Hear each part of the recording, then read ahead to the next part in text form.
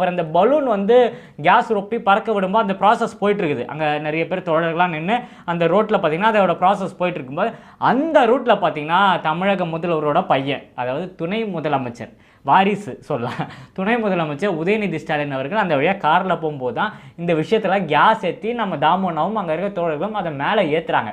அவர் சிக்னலில் நின்று போகும்போது கரெக்டாக நம்ம தலைவர் தளபதி வெற்றி நிச்சயம் சொல்கிற ஸ்டில்லு இருந்திருக்கு.